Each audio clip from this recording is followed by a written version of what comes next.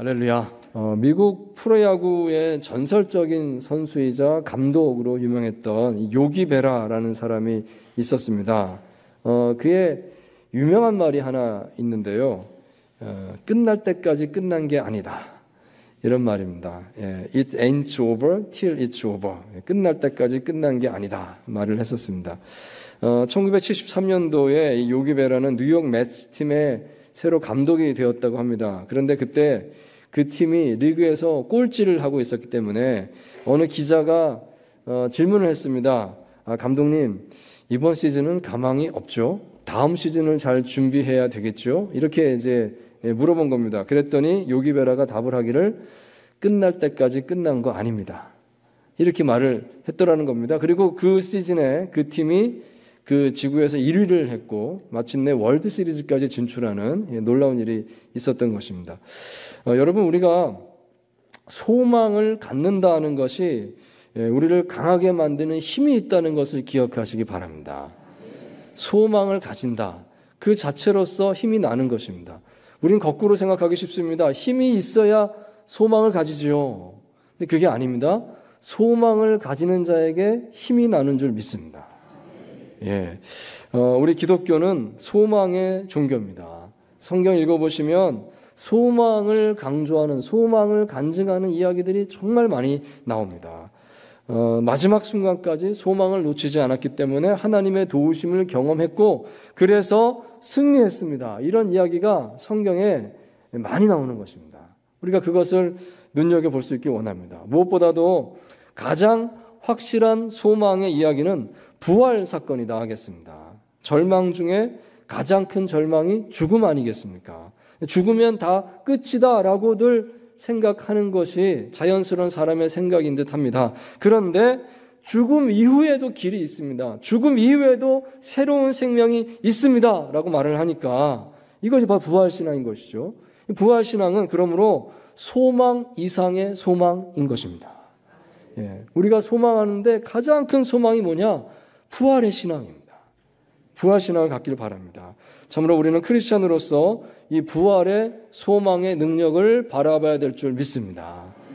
자, 오늘 본문 누가복음 24장 1절에 보시면 안식 후 첫날 새벽에 여인들이 향품을 가지고 예수님의 그 시신이 안치된 곳에 찾아가는 그 장면이 소개되고 있습니다.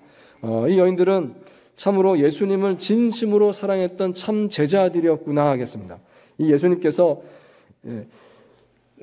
이미 십자가에 못 박혀 돌아가셨음에도 불구하고 이들은 예수님을 향한 섬김을 멈추지 않았습니다. 사실 지금 이 상황에서 예수님의 그 무덤에 찾아간다는 것은 쉬운 일이 아니었을 것입니다. 마태복음에 보시면 그 무덤에 경비병들이 세워졌다라고 되어 있었습니다. 그리고 큰 돌로 무덤 입구를 봉해 놓았습니다. 지금 남성 제자들은 다 도망가고 없지요. 오직 이 여자 제자들만 남아 있는데 이들이 예수님의 시신에 향품을 바르기 위해서 무덤에 가겠다는 것은 어떻게 보면 무모한 일이었습니다. 가도 어떻게 될지 모르는 일이었습니다. 누가 그 돌을 옮겨주겠습니까? 누가 그 경비병을 설득하겠습니까? 자, 그렇지만 그들은 과감하게 그곳에 갔다는 것입니다. 이 여인들은 끝까지 소망을 잃지 않았습니다. 어떻게 하나님께서 인도하시리라. 그 마음으로 간 겁니다. 그런데 가서 보니까 깜짝 놀라게 되었습니다. 무덤 입구를 막았던 돌이 이미 굴려져 열려 있었고 무덤은 비어 있었습니다. 경비병들도 없었고 예수님의 시신이 없었습니다.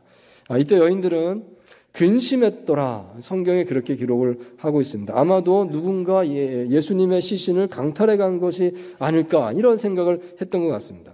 자, 그런데 그때 어디선가 빛난 옷을 입은 두 사람이 나타나서 그녀들에게 말을 했습니다. 여기 5절, 6절 말씀해 보시면 이렇게 말하고 있습니다. 어찌하여 살아있는 자를 죽은 자 가운데서 찾느냐? 여기 계시지 않고 살아나셨느니라. 갈릴리에 계실 때에 너희에게 어떻게 말씀하셨는지를 기억하라. 그들이 이렇게 말했습니다. 그렇습니다. 이들은 천사들이었던 것입니다. 여인들은 천사들의 음성을 들으면서 두려워서 얼굴을 땅에 대고 엎드립니다. 신적인 존재를 만났으니까 그 앞에서 자동으로 엎드리게 된 것이죠. 자, 여기서 우리는 질문을 하나 가져보게 됩니다.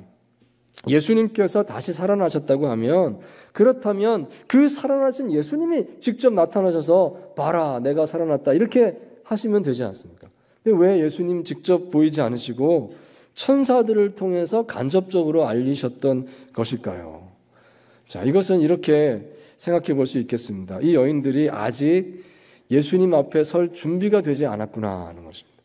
예수님이 나타나셔서 내가 살아났다라고 했을 때 이 여인들이 이것을 받아들일 준비가 아직 돼 있지 않은 것이죠. 너무 놀랄 것이고 기절했을지도 모르는 것이고 믿지 않아서 뭐 어떻게 했을지 모르는 그런 상황이 될 것 같으니까 주님께서 그 여인들의 마음들을 아시고 그들이 믿지 못할 것을 아시고 그래서 지금 그렇게 천사들을 통해서 말씀하신 것이 아닐까. 주님께서 어떻게 보면 이 여인들을 그 마음을 배려하신 것이다. 이렇게 생각해 볼 수가 있겠습니다. 자, 여러분 이것은 오늘 우리에게도 동일하게 일어나는 일이다 하겠습니다. 내가 아직 받아들일 준비가 되지 않았다고 하면 주님께서 계시를 주시는데 그만큼만 주시는구나. 거기에 맞춰서 주시는구나 하는 것을 알 수가 있습니다. 이것을 신학적인 용어로 계시의 점진성이다. 점진적 계시다 이렇게 말씀을 하거든요. 하나를 주시는데 주님께서 조금을 주시고 받아들일만 할 때 더 주시고 이렇게 계시를 주신다는 거예요. 이 여인들이 지금은 그냥 천사들을 통해서 이야기를 듣는 것이 좋겠다. 주님께서 판단하시고 그렇게 주셨다는 것입니다. 자, 다시 본문을 보시면 7절 말씀입니다. 이르시기를 인자가 죄인의 손에 넘겨져 십자가에 못 박히고 제3일에 다시 살아나야 하리라 하셨느니라. 자, 이 말씀은 천사들이 계속 전하는 말입니다. 천사들이 이 여성 제자들에게 예수님께서 이렇게 말씀하셨지 않는가 생각해 봐라. 이것을 상기시켜주고 있는 것입니다. 예수님께서 전에 이렇게 말씀을 하셨습니다. 인자가 죄인의 손에 넘겨지게 되고 십자가에 못 박히고 제3일에 살아나게 될 것이다. 이 말씀을 사실 미리 하셨습니다. 그런데 생각하지 못하고 있는 겁니다. 생각하지 못하고 있으니까 천사들이 지금 일깨워주고 있는 것입니다. 그때 예수님께서 뭐라고 말씀하셨는지 지금 한번 생각해 봐라. 이렇게 말씀하셨지 않느냐. 마치 이 녹음기를 다시 들려주듯이 예수님 말씀을 반복해주고 있습니다. 자, 그래서 8절 말씀에 보시면 그제서야 비로소 여인들은 예수님의 말씀을 기억했다 전하고 있습니다. 사실은 예수님께서 이미 그전부터 계속해서 여러 차례 이 말씀을 주셨는데 잊고 있었다는 것입니다. 생각하지 못하고 있었다는 것입니다. 그런데 이 제자들이 이제서야 이 여성 제자들은 천사의 말 듣고서 하고 이제 기억을 하게 되었더라. 이렇게 전하고 있습니다. 여러분, 우리가 살면서 여러 가지 근심을 하게 되는 그 이유가 사실은 기억하지 못함에 있다는 생각을 좀 해보면 좋겠습니다. 우리가 왜 염려하게 될까요? 왜 걱정에 빠지게 될까요? 기억하지 못하기 때문입니다. 예수님께서 분명히 이 제자들에게 말씀하시기를 내가 십자가를 지고 죽게 될 것이고 사흘 만에 다시 부활할 것이다. 이 말씀을 여러 번 하셨습니다. 그런데 제자들은 기억하지 못했습니다. 그래서 근심하고 있습니다. 다 도망가 있고 숨어 있고 지금 이런 상황인 것입니다. 기억력이 나빠서 그랬을까요? 아닐 것입니다. 이렇게 말하겠습니다. 그들은 상황에 묻혀 있는 것입니다. 지금 이 예수님이 죽으셨다. 이것만 생각하고 있는 거예요. 이 상황만 보느라고 주님께서 다시 살아날 것이다 말씀하신 것이 생각이 나질 않는 겁니다. 전혀 생각이 나지 않는 겁니다. 우리가 생활 속에서 그런 비슷한 모습을 보일 때가 있구나 생각을 하게 됩니다. 우리가 실생활에서 걱정을 많이 하고 염려를 많이 하지 않습니까? 여러분이 마태복음 6장 말씀을 한번 생각해 보시기 바랍니다. 마태복음 6장에 이렇게 말씀하셨습니다. 한 구절, 두 구절 제가 읽겠습니다. 그러므로 내가 너에게 이르노니 목숨을 위하여 무엇을 먹을까, 무엇을 마실까, 몸을 위하여 무엇을 입을까 염려하지 말라. 목숨이 음식보다 중하지 아니하며 몸이 의복보다 중하지 아니하냐. 공중의 새를 보라. 심지도 않고 거두지도 않고 창고에 모아들이지도 아니하되 너희 하늘 아버지께서 기르시나니 너희는 이것들보다 귀하지 아니하냐. 아멘. 예수님의 말씀입니다. 우리는 이 말씀을 사실 잘 알고 있습니다. 성경을 읽을 때에 아멘 아멘 하고 받았던 말씀입니다. 여러 번 들었고 아, 그렇구나 했던 말씀입니다. 그런데 막상 어떤 어려움이 닥치면 그때 생각이 안 납니다. 염려하지 말라. 공중의 새도 먹이시고 들의 풀도 입히신다. 예수님 이렇게 말씀하셨는데 그 말씀이 그때는 생각 안 납니다. 어떻게 하지? 어떻게 하지? 죽겠는데 어떻게 하지? 이러지 않습니까? 여러분 생각해 보기 원합니다. 이 상황에 눌린다고 하는 것이 이런 것인가? 주님의 말씀을 생각하지 못합니다. 여러분 우리가 이 부활의 주일 아침에 생각했으면 좋겠습니다. 부활의 신앙을 가진다는 게 무엇입니까? 내가 잊지 않고 소망을 붙들겠습니다 하는 것인지 믿습니다. 하나님 말씀하셨습니다. 예수님께서 보여주셨습니다. 궁극적인 소망을 우리에게 알려주셨습니다. 부활하셨군요. 사실 그 속에 모든 소망이 다 들어있지 않겠습니까? 그 소망을 마음에 간직할 수 있게 되기를 바랍니다. 부활의 주님을 내가 믿는데 내가 이것을 이겨내지 못하겠습니까? 주님께서 반드시 응답하실 줄 믿습니다. 그 소망을 선포할 수 있게 되기를 바랍니다. 자, 그러므로 여러분 오늘 본문 말씀을 보면서 우리가 이런 기도를 드리게 된다 하겠습니다. 주님, 내가 주님의 약속을 기억할 수 있게 하여 주시옵소서. 평상시에만이 아니라 위기 상황에도 주의 약속을 기억할 수 있게 하여 주시옵소서. 자, 여기 본문 10절, 11절 말씀을 보시기 바랍니다. 이 여자들은 막달라 마리아와 요한나와 야고보의 모친 마리아라. 또 그들과 함께한 다른 여자들도 이것을 사도들에게 알리니라. 사도들은 그들의 말이 허탄한 듯이 들려 믿지 아니하나. 아멘. 이 천사들의 계시를 받은 여성들이 이제 이들은 예수님의 그 말씀을 기억했습니다. 그래서 예수님 살아나셨군요 하고 이제 이 남성 제자들에게 간 겁니다. 숨어있는 남성 제자들에게 가서 이 11사도들에게 예수님 부활의 소식을 알렸습니다. 우리가 천사를 만났습니다. 천사가 이렇게 말했습니다. 예수님 이렇게 말씀하신 게 기억났습니다. 까지 말을 했을 것입니다. 자, 그러자 이 남성 제자들이 맞다. 주님 그렇게 말씀하셨지 라고 반응한 것이 아니라 믿지를 못했다는 것입니다. 믿지 못했습니다. 허탄한 듯하여 진짜 이상한 말을 하네. 어떻게 그런 일이 있을 수 있어? 허탄한 듯하여 믿지 않았다. 이렇게 기록을 하고 있습니다. 3년이나 예수님을 따라다녔고 예수님 말씀 다 들었고 예수님 행하신 기적을 다 보았는데 예수님께서 그 말씀하신 것이 생각이 안 나는 겁니다. 예수님께서 이렇게 말씀하셨다고 우리가 기억했다라고 여인들이 앞에서 얘기하는데도 허탄한 듯하여 믿지를 못했다. 얼마나 안타까운 장면인가요? 자, 하지만 여러분 그래도 이 본문을 읽으면서 감사한 것이 있습니다. 그것은 주님께서 이러한 영적인 어두움을 책망하지 않으신다는 것입니다. 그래, 너희들이 그럴만하다. 너희들이 그럴만하다. 예수님 이렇게 알고 계시는 것 같아요. 그래서 주님께서는 다시 가르쳐 주시고 또 다시 가르쳐 주시면서 우리가 깨닫도록 도와주시는 줄 믿습니다.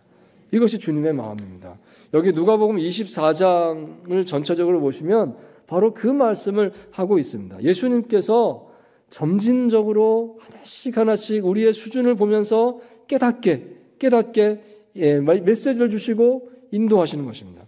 먼저 1절에서 12절까지 내용을 보시면 예수님께서 천사를 보내서 간접적으로 이 여인들에게 알려주시고 이 여인들을 통해서 제자들에게 부활의 소식이 전해지게 해주셨습니다. 그런데 제자들이 깨닫지 못했던 것이죠. 자, 그러자 멈추지 않으시고 13절에서 34절까지 내용을 보십시오. 예수님께서 이 엠마오로 가는 두 제자가 있었는데 그 제자와 동행을 하시면서 이제 말씀으로 자신을 계시하시는 그런 방법을 쓰십니다. 예수께서 내가 부활한 예수다 이 말씀을 직접 하지는 않으세요. 조용히 그냥 동행하십니다. 동행하시면서 성경 말씀에 이렇게 나와 있지 않습니까 하면서 말씀을 깨닫게 해주시는 겁니다. 이 말씀을 들을 때 그들의 마음이 뜨거워졌습니다. 그런데 이제 저녁 식사 자리가 됐을 때 그 자리에서 이 사람들이 문득 깨닫게 되는 것이죠.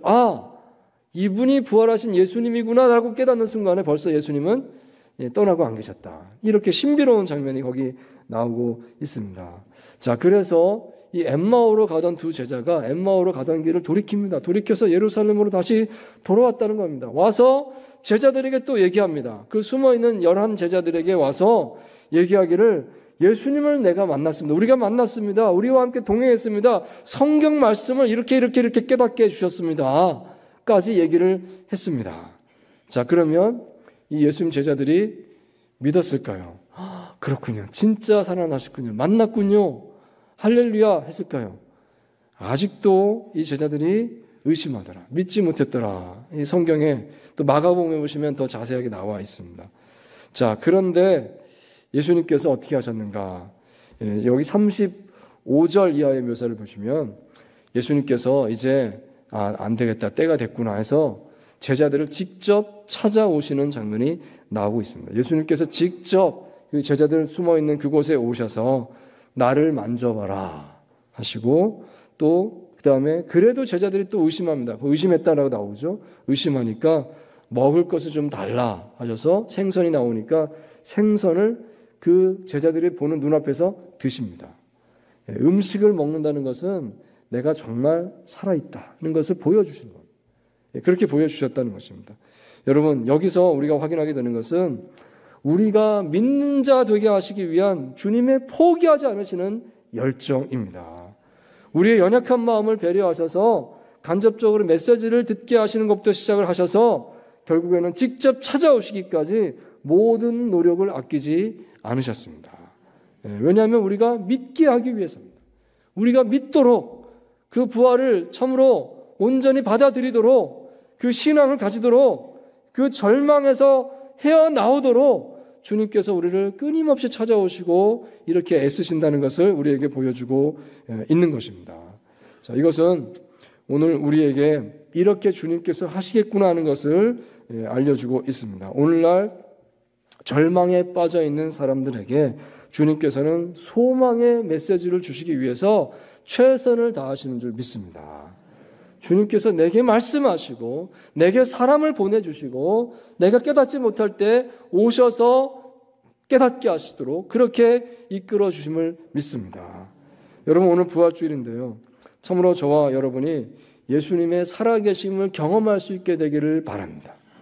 내가 예수님 믿습니다. 근데 관념적으로요. 그냥 생각으로만 내가 예수님 믿습니다. 라고 생각했더라면 이제 오늘 부활주일에 한번 결심하고 기도하면 좋겠습니다. 내가 진짜 예수님을 경험하기를 원합니다. 예수님 내게 찾아오시고 내 삶에서 소망을 일으킨다는 게 이런 것이구나 하는 것을 내게 말씀하시고 체험할 수 있게 해주시옵소서. 기도하십시오. 여러분, 반드시 주님께서 응답하실 줄 믿습니다. 수년 전에 이렇게 제가 캐나다에 있을 때 난민 그 정착을 도와주는 일을 하던 어떤 한인 청년을 만나서 이런 이야기를 들은 적이 있습니다. 그 청년은 이제 사회복지사 같은 것이죠. 이 난민들을 이제 도와주는 이제 그런 역할을 하고 있었는데 그가 맡은 사람 가운데 이 토론토에 와 있는 시리아 난민 여성이 있었습니다. 시리아에서 와서 이제 피난을 온 거죠. 난민으로 해서 캐나다 들어오게 됐는데, 근데 이 여성이 참 여기 왔지만 영어도 잘 하지 못하고 여러 가지 면에서 참 어려운 삶을 살고 있었습니다. 근데 어느 날 그 여성이 자기가 할 말이 있다. 이게 도대체 뭔지 모르겠다. 좀 알려달라면서 이 청년에게 이제 어떤 고민을 상담을 하게 됐다는 거예요. 이 청년이 듣기에 이 여인이 이제 영어를 잘 못하니까 이 여인의 그 아들을 통해서, 아들은 좀 이제 학교 다니면서 영어를 좀 배웠던 거예요. 이 아들을 통해서 통역을 해가지고 이 여인의 말을 듣게 된 겁니다. 그래서 이제 전에 들었습니다. 들어보니까 이 여성이 꿈 얘기를 하는 거예요. 밤마다 내가 꿈을 꾸는데 동일하신 분이 내 꿈에 찾아오십니다.